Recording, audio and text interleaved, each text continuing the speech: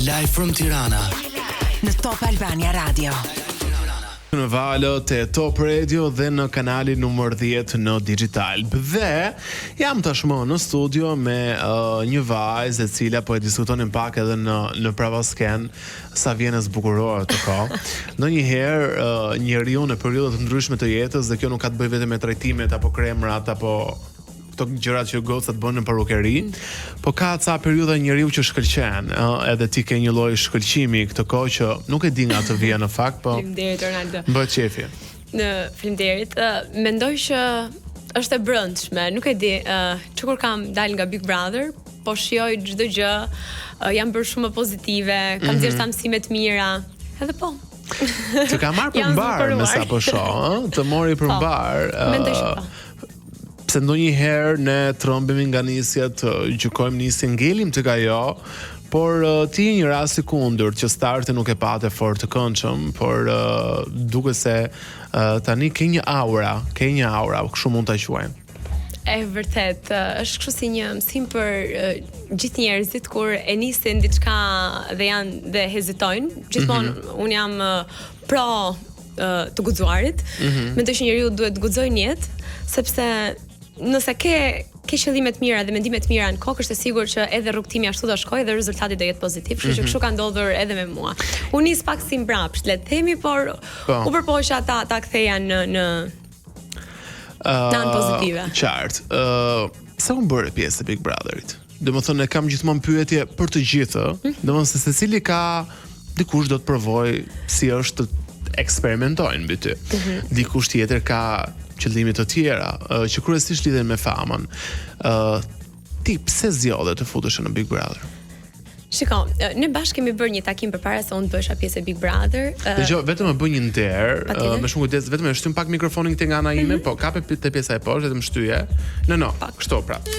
Siç e bëj unë të gjën, jo, këtej nga unë. Ose e rregullojmë pas se ka një zhurmë, po s'ka gjë e rregullojmë gjatë reklamave. Po, është okay, besoj. Po mësoja? Po thoja që bashkë kemi bërë një takim përpara se unë të bësha pjesë e Big Brother, kur unë isha e ftuar në fan club. Edhe gjithmonë kam dashur të vë veten time të parë dhe kam thënë unë çdo gjë që e bëj në jetë e bëj për t'i dhënë një mundësi vetes dhe sigurisht në Big Brother u bëra pjesë për veten time. Siç e kam thënë gjithmonë. Pavarësisht se rrugtimi i mori një trajt komplet ndryshe, nuk pendohem as për këtë. Ka qenë një rrugtim shumë i bukur, ka lënë gjurmë në jetën time edhe më vjen mirë që ndodhi kështu. Se do e kujtosh ti Big Brotherin tënd? Do e kujtoj si eksperiencën më të bukur që kam kaluar deri më sot, që më ka shënjuar në jetë dhe uroj të bëhet një augur i mbar për të ardhmen time dhe për qëllimet dhe dëshirat e mia. Më bëhet qefi edhe personalisht, po kjo është krejt mendimi im personal, mendoj që nëse do kishe qenë nga starti dhe nëse do të ishe gjendur në ca situata të tjera që mund të kishe shpëtuar nga nominimet, besoj, kjo është bindje imja, që mund të kishe pasur një rrugtim më të gjatë, por edhe më të fortë, ose nuk e pa të fortë rrugtimin përsa ishe aty, po mund ta kishe pasur më të gjatë, gjithsesi ky është mendimi im në krahasim me lojtarët e tjerë që kanë qenë aty. Po ndonjëherë kjo jetë është edhe fat, edhe mekanizëm fati, edhe çfarë japim ne, se ndonjëherë mund të japësh shumë, po mekanizmat aty brenda të nxjerrin jashtë. Nëse do kishe një gomë në formë simbolike dhe një gjë ta kishe fshirë nga i Big Brother, cila do ishte? Nuk do kisha fshirë gjë. Nuk do kisha fshirë gjë, sepse... Apo, këto na bëjnë ne, thëve. Eksakt. Unë mendoj që si të mirat, edhe këto më pak të mirat, shkënjime, deri diku, apo ato gjëra që ne i nisim për mirë dhe nuk na përfundojnë ndaj mirë, mendoj që në fund ditës shumatorja e gjithave këtyre është ajo që na bën ne si krijesa edhe si njerëz dhe kompleton komplet atë rrugtimin tonë në jetë. Domethënë, unë eksperiencën time në Big Brother e quaj si një eksperiencë që e thash ka shënjuar thellë, ka lënë gjurmë, ka pas emocione shumë të forta, si për mirë, si për keq, edhe ato momentet e dobësisë, unë tani i kujtoj me shumë nostalgji. Edhe jam e lumtur për veten time që ja dola dhe tani jam shumë pozitive për çdo gjë që kam kaluar dhe nuk është se them më mirë mos ta kisha bërë këtë gjën, por jam e lumtur që e bëra. Qartë. Do ta lëm këtu Big Brotherin, e kishin sa për nxemje këtë dhe pas hapësirës publicitare do të flasim për Inën në tërësi, se ndonjëherë ne harrojmë të njohim njerëzit dhe të pyesim njerëzit për çfarë vërtet duhet të pyesim. Publicitet. Butterfly nga Energy Band na riktheu në studio, ne vazhdojmë të jemi në studio me Ina Aderin. Dhe të bëjmë një urim special tani? Po. Kush ka ditë linjën sot? Dua të uroj ti me më. Mami im sot bën plot 60 vjeçë. Mashallah. Dua t'i uroj shëndet të plot. Edhe jam shumë e fat që e kam. Edhe kushdo që i ka nënat në jetë, jemi vërtet me fat që i kemi dhe duhet ta shijojmë shumë kohën me to dhe t'i durojmë sa më shumë dashuri. Sa e lidhur je me mamin? Shumë. Ekstrem shumë. Edhe për faktin kjo që timat nuk e kam edhe dyfish dashurinë ja pastaj. Dashurinë kohën dhe çdo gjë. Cilat janë porositë që mami ti jep vazhdimisht që i ka pikë të dobët që te goca e saj, domethënë. Në thelb jam thjesht unë, ajo do të mos lëndohem unë, të mos mërzitem unë, nuk më shikon dot të përlotur. Këtë kam kuptuar. Në momentin që unë jam mirë, ajo është mirë. Prandaj them, kjo lidhja që kemi me prindërit tanë është hynare, është për te çdo gjë duhet t'i vlerësojmë realisht për sa i kemi në jetë. Sepse nuk do jenë që tjetër me ne dhe janë forca jonë më e madhe. Qartë. Ina, mendon ti që je e kuptueshme për shoqërinë shqiptare? Jo gjithmonë. Jo gjithmonë. Por jo domosdoshmërisht duhet t'jesh, mendoj unë. Unë mendoj që të kuptohesh është lehtë nga të gjithë. Arti qëndron te të mos kuptuarit. Exact. Ka një diferencë, jo të thuash gjëra idiote, por të fusësh tjetrin në mendim është më proces më i rëndësishëm se sa të kuptohesh lehtë. Të mërzit ndonjëherë që nuk kuptohesh ose nuk shohin njerëzit atë Inën me vërtet? Shiko, përgjigja ime ishte jo domosdoshmërisht, domethënë asgjë nuk është absolute. Pra, nuk është se jo të gjithë të kuptojnë. Ka një pjesë që të kupton, ka dhe një pjesë që nuk të kupton. Kështu që është normale, mendoj unë. Nuk më mërzit. Përkundrazi, më shtyn që ti më shoj ideve të mia edhe ti bëj njerëzit pse jo, ta hapin pak horizontin edhe ti shohin gjërat në herë edhe me një sy pak më ndryshe. Se mendon ti që ne si shoqëri, po, e vërtet. Se mendon ti që ne si shoqëri e kemi pak të vështirë, ti pranojmë pak të gosat që janë të forta, të guximshme, të lirshme dhe afektohemi dhe impresionohemi pas një goce që ajo ndoshta s'ka fare sa vlera morale që shoqëria e kërkon, ose për mua morali nuk ekziston, po thjesht zgjedh një rol për ta pasqyruar atë në ekran.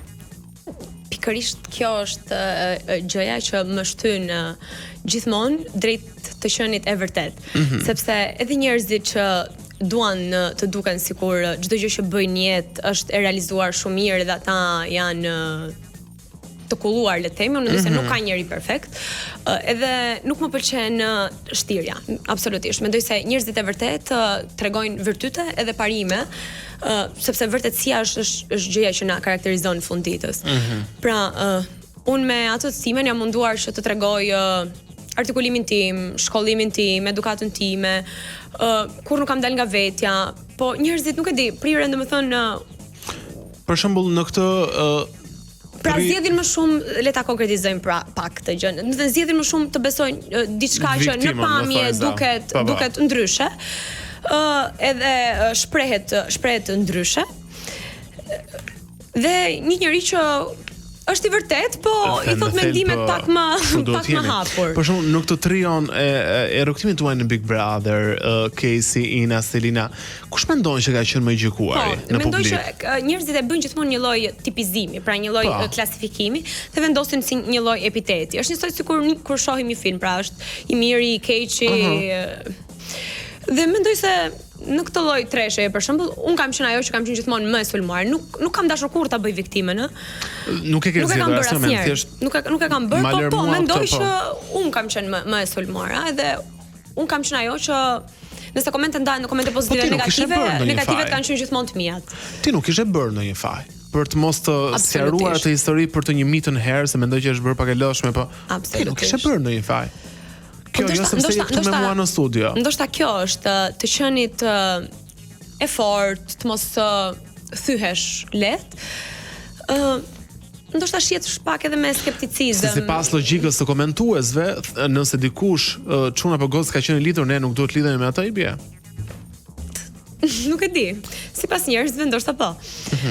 Ose unë nuk kam luajtur kartën e viktimës, edhe automatikisht kjo gjëja te njerëzit të nxit atë idenë të kundërsulmuarit. Dhe që publiku nuk e do dominancë, no? Publiku do di që është në nivelin e tyre, thonë që ka si unë sa e vuajtur sa gjëna. Tani sigurisht gjithë vuajmë. Ditët tona nuk janë vetëm të bukura. Të gjithë lotojmë, kalojmë disfata në jetë, në familje, sëmundje, por ndoshta nuk zgjedhim ti shfaqim. Dhe duam të tregojmë këtë. Unë me anën time nuk do të tregoj që unë jam një vajzë që nuk thyhem, që jam një vajzë që nuk më intereson asgjë para vetes. Jo, nuk është kjo. Ajo që unë do të transmetoj është thjesht një lloj mesazhi për mos të thyer dhe për të vazhduar përpara, sepse të viktimizohemi, dim ta bëjmë të gjithë. Por mendoj që njerëzit duhet t'japin mesazhin që pavarësisht çdo gjë që të ndodh, ti të ringrihesh edhe të vazhdosh përpara ëndrat dhe dëshirat e tua. Si ishte të jetoje në shtëpinë e Big Brotherit në atë histori? Ishte e vështirë në fillim për mua, normal, se i kisha të gjithë kundër. Edhe nuk është e lehtë, në fund të ditës ti bashkëton me ata, nuk është se je këtu jashtë edhe mund t'ju bësh skip atyre personave. Ti jeton në një ambient me ta dhe sulmet ishin që prej momenti që nuk të dhanë as dorë disa prej tyre. Kam hyrë aty brenda. Edhe kështu ndodhi, por që gjeta mbështetje. Prandaj them nuk i heq asgjë këtij rrugtimit tim. Sido që shkoj, ishte i bukur.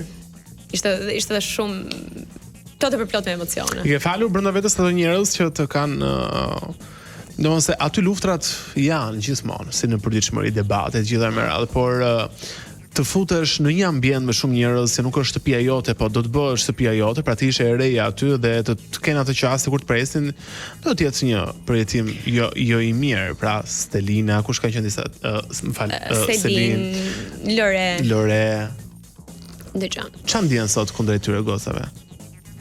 E pari njerë që në momentin që hyn pak më mbrapa se të tjerë, duke sikur ti je mysafir dhe ata janë të zotët e shtëpisë. Edhe që këtu pastaj nis pak ndryshe rrugtimi.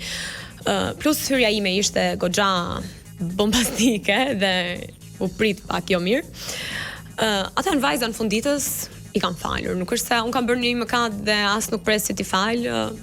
I uroj thjesht më të mirat, por që sigurisht misi unë nuk krijoj me njerëz që nuk më kanë dhënë respekt.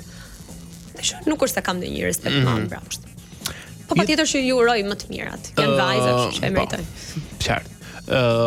Gjatë jetës tënde ke qenë përkëdhelur nga fati apo ke qenë pak mos e ka që si është treguar jeta me ty bujare apo Shiko, do thoja e përkëdhelur, por do thoja që është edhe pak çështje zgjedhje në jetë.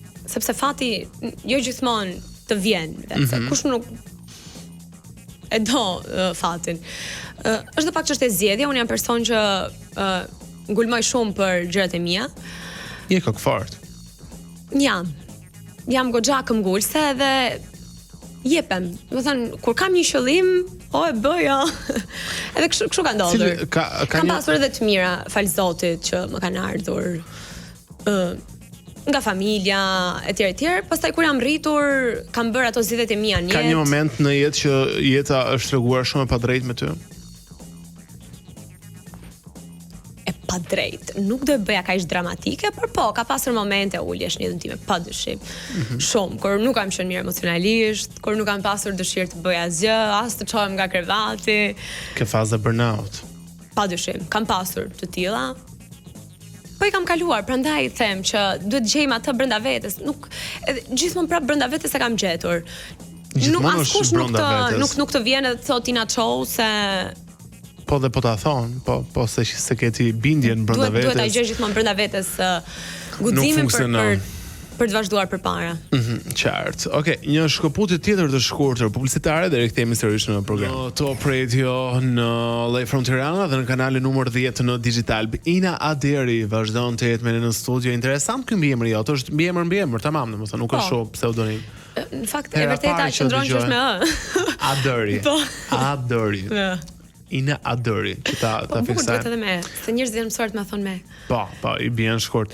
Dëgjoj, në dalje televizive apo dhe në Big Brother, ti e ke theksuar që je një vajzë që lexon, ke lexuar libra dhe ke qenë goxha mirë me notat në shkolla apo jo. Kam qenë studente shumë e mirë. Na trego diçka më shumë nga kjo botë se shqiptarët kanë një lloj kështu, krijojnë ca stereotipe në kokën e tyre dhe fillojnë të qeshin pastaj kur një personazh mund të flasë për këtë se nuk i besohet. Po, e di se komentet sigurisht janë e besuam tani.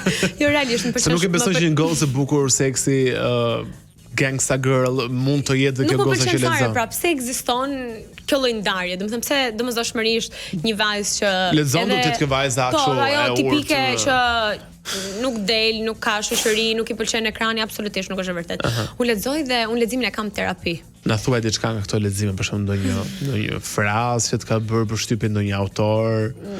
Ndonjë frazë, nuk më vjen në mendje ndonjë frazë, po unë lexoj shko. Nëse jam shumë ëndrrimtare. E vazhdoj ta them që jam shumë.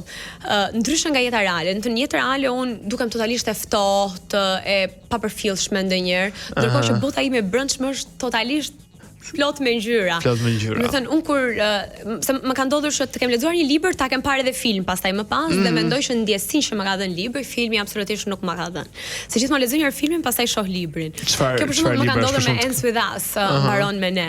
E kisha lexuar si libër dhe vëllimin e parë dhe vëllimin e dytë, të tretin nuk e kam lexuar, sepse zakonisht deri te dyti lej, këto që janë trilogjista, pastaj fillojnë të bëhen pak të përsëritshme dhe nuk kam më dëshirë. Deri te dyti më pëlqen. Okej. Edhe kam lexuar librin, më ka pëlqyer shumë, ekstrem shumë. Kam gjetur veten aty, sidomos ajo vajza kishte edhe ajo një dyqan lulesh, i vendos emrin Lily's Bloom. Edhe shumë ndrimtare me flokë shumë portokalli, domethënë unë me çuka. Edhe kur kam parë filmin pastaj më është rikujtuar gjithë skena që unë kisha krijuar në mendjen tim, sepse ndryshe nga filmi, libri të lejon që ti të hapësh imagjinatën edhe personazhet ti krijosh sipas perceptimit tënd, mënyrën se si duken, se si flasin, absolutisht. Ndërsa filmi ti jep të gatshme dhe ti i shikon personazhet, ndërsa libri të bën që të futesh më shumë në atë botën edhe ti. A ka një libër që të ka ndryshuar komplet mendsinë tënde ose mënyrën si e sheh botën ose e ke lexuar atë dhe vetëm reflektoja? Një libër jo. Shumë libra po. Domethënë lexoj shumë, ka raste edhe mbaj shënime ose nënvizoj. E kam sidomos kur janë këto libra që kanë të bëjnë me ose filozofinë, që më duhet t'i kthehem 2-3 herë frazës për ta kuptuar, që është edhe bold. Ose këto që janë zakonisht për komunikimin, që janë si me rregulla, si me pika, më pëlqen se gjithmonë kam pasur këtë të mësuarit me ose vizime, ose qarkime, ose të bërit kështu, zgarravina i them unë. Qartë. Ndërsa romanet pastaj kam vetëm në kohë të lirë për çef. Këto librat e tjerë i bëj ndonjëherë thjesht për investim për veten, sepse mendoj që në këtë botën tonë kur jetojmë, kemi nevojë të hapim pak horizontin, të ajrosim trurin edhe ta mbushim çik me dituri se na është bërë mendja vetëm TikTok, Instagram. Scroll, informacioni shpejt dhe një drogë. Absolutisht shumë e nevojshme dhe realiteti ditëve të sotme, po edhe librat janë. Dgjoj, do të shohim bashkë një video tashmë që ti e ke parë, ditën e djeshme siç e kemi parë të gjithë, nëse regjia më ndihmon ta kem prapa shpinës time, ku në këtë video je ti dhe e shohim pak edhe e komentojmë. Pra, je ti dhe Casey në studion e fan clubit, apo jo? Në finalen e fan clubit, pak para se të niste programi, ku Casey po të shkrep disa foto për platformën tënde sociale që do i përdorje më pas. Kjo video ka bërë xhiron e mediave online dje dhe vjen rikthehemi në studio regjia, vjen fill pas deklaratës së Caseyt në Top Radio ku tha se apo Casey e deklaroi që ishi të ndarë sepse nuk funksiononit. Tani do na jepni një përgjigje apo? Po, patjetër. Mendoj që të paktën unë nuk kam bërë asnjë reagim as në rrjetet e mia sociale, duhet ta them këtë gjë për gjithë njerëzit që na kanë besuar se kur bëhesh personazh publik, nuk je vetëm për veten tënde tani, edhe njerëzit presin një lloj sqarimi nga ti. Po, është e vërtetë që ne jemi ndarë. Përgjigja është po. Kur më pyete për rrugtimin tim nëse do i ndryshoja gjë, të thash jo. Vazhdoj të mendoj njësoj. Ka qenë një rrugtim plot emocione me të mirat dhe jo të mirat e veta. Eksperienca me Casey ka qenë eksperienca më e bukur që unë kam krijuar aty brenda. Ka qenë ndjesi, ka qenë mbështetje, ka qenë çdo gjë për mua. Pasi dolëm jashtë, ne u përpoqim ta vazhdonim lidhjen tonë për ta njohur njëri tjetrin më shumë, sepse koha aty brenda ishte e pamjaftueshme. Se mos pas dalit caseit unë ngela e vetme. Kemi pasur goxha zënka mes nesh, ca i kemi fshehur, ca jo, sepse kjo hiqja nga Instagrami që ndodh her pas here, unë që thoja jo jemi mirë, ndërkohë që ne nuk është se ishim dash mirë, po nuk doja që ta lija kaq lehtë këtë gjën tonë, se jam njëri që investohem kur e nis diçka. Se një lidhje kur nis nuk nis për të mbaruar. Dhe është e vërtet, i kemi lënë kohë njëri tjetrit. As kur më thoj kur është një shprehje. Por që për momentin jemi të ndarë. Ajo videoja në fakt po është bërë te pjesa e fan clubit, sepse sigurisht ne ruajmë shumë respekt për njëri tjetrin dhe nuk është se jemi ndarë në kushte që nuk shihemi, nuk flasim absolutisht, përshëndetim me njëri tjetrin, pyetemi nëse jemi mirë, por kaq. Por kaq. Dhe thjesht ka qenë duke më bërë një video, me thënë të drejtën, për ta postuar në Instagram. Mirë, më pëlqen shumë ky raport i juaj që nga dashuria ndarje dhe pastaj e shihni njëri tjetrin si bashkëpunëtor të social media. O zot. Kaq. Të vini natë që përfundoj? Se duket sikur plotson ato gojdhënat që skenar, kështu janë mësuar këto me skenare. Disi do ishte skenar nëse do ishte një ndarje keqe, mendoj unë. Një ndarje që do hidhnin poshtë njëri tjetrin, ajo do ishte e keqe shumë për mua. Edhe do më vriste disi. Se thash, kur investohesh në diçka, investohesh me komplet veten tënde, për mirë gjithmonë. Po jo çdo gjë në jetë ecën sikurse e planifikon. Kështu ndodhi dhe me ne. Ke diçka për të thënë Kese sot nga studio që nuk ja ke thënë? Nuk ja kam thënë. Që nuk e thua do të ngapësh, se ndonjëherë mund t'ja kem thënë, mund të jetë nënkuptuar, po mund ta them prap. Është vetëm një faleminderit shumë e madhe për çdo grimc, fryme, energjie, mbështetje, dashurie që ka bërë për mua brenda dhe jashtë programit. Jam kurioz për një që ju pam edhe në finalen fan clubit, ishte bërë dhe shumë me në rrjetet sociale. Ulja jote ngjitur me Stelinën. Sigurisht pyetja ime është kjo. Se aty ashtu vjen situata, ashtu janë karriket edhe gjithë mëra. Çfarë ndjen? Shka një miku im, Ronaldo, më ka thënë rastësia është mbreti i botës. Kështu që gol minutë fundit. Jo, e kam shumë të sinqertë të pyetje. Për shembull, aty është Stelina. Po. Fytyra jote në raport me fytyrën e saj është më e qeshur fytyra jote. Ajo sigur ka një vërëndësie në një. Nuk e di, për këtë duhet të pyesni atë, mendoj. Sigur e ka jo vetëm kur është fulur me ty, por ka pjesë më të madhe, sigur është vërejtur e gjitha me radhë. Ja, unë jam pozitiv. Ti ndjen gjë? Absolutisht. U përshëndetet? Jo, nuk u përshëndetem. Zero. Nuk përshëndetemi. Po nuk dhe mund përshëndetemi. Sigurisht Mikesha nuk mund të jemi. Por kaq, nuk kemi diçka personale. Pra kështu skenare në kokë për ta shtyrë njëra tjetër nga shkalla aty tek studio. Jo. Absolutisht larg shoh. Nuk ka kështu gjërash. Aman se kaq i duan njerëzit Ronald. Jo. Asgjë nga këto. Mikesha nuk mund të jemi. Nuk mund të jemi. Absolutisht jo. Detyrimisht. Unë është e vështirë.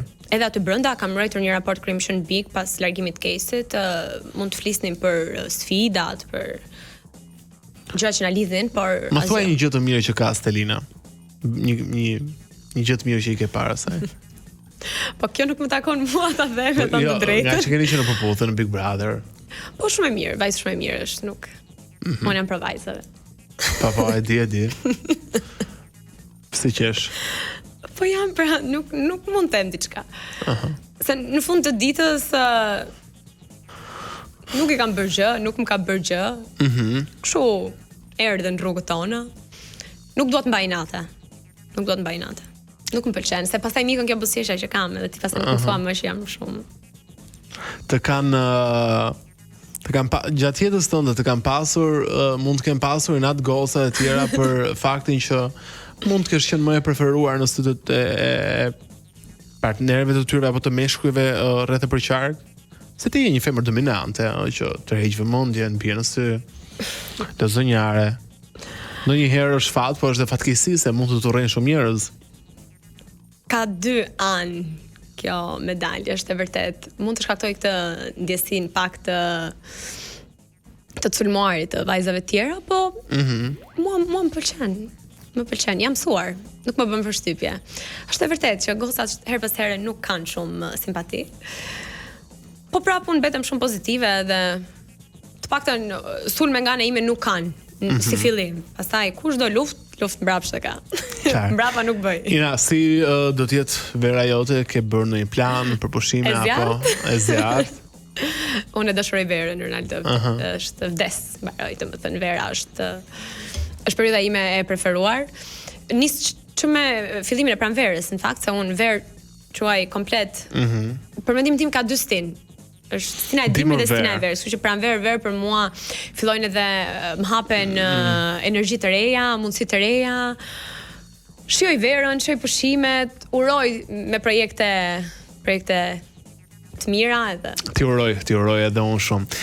Ina Adëri, zonja dhe zotërin, siç e ka në pasaport me A dhe jo me E. Të falenderoj shumë që ishe në Live from Tirana. Faleminderit. Shumë kënaqësi si gjithmonë. Bisedat me ty janë gjithmonë shumë të qeta, i shijoj shumë edhe janë shumë soft. Janë shumë shpirtërore, nuk e di nëse ta kanë thënë këtë. Do të thënë i fut njerëzit në një lloj vibe kështu si melankolie, do të thonë si dehje. Sepse gazetaria është instinkt dhe jo shkollë. Do të thënë është ai momenti kur ti nuk ndihesh e sulmuar, po ndihesh vetja, kështu që faleminderit. Falenderoj shumë Ina, edhe vjen mirë nga kur jemi njohur në fillim në një studio tjetër, edhe që të shoh sot në një tjetër progres, dhe progres nuk quaj se sa shumë njihesh, po se sa shumë njeriu rritet, është i maturuar dhe ka aura në ti, sepse aura jashtë tregon gjendjen tënde brenda, kështu që të falenderoj dhe të uroj shumë fat. Faleminderit ty edhe shumë suksese për gjithë rrugtimin në Fan Club. Ty Kiarë dhe çdo njeriu që e ka bërë të mundur atë program, keni shkëlqyer. Je shumë mirë. Ktu përfundon dhe ky program për ditën e sotme. Takimi jon do të jetë sërish nesër, po në të njëjtën orë. Deri atëherë, mos harroni të shijoni jetën.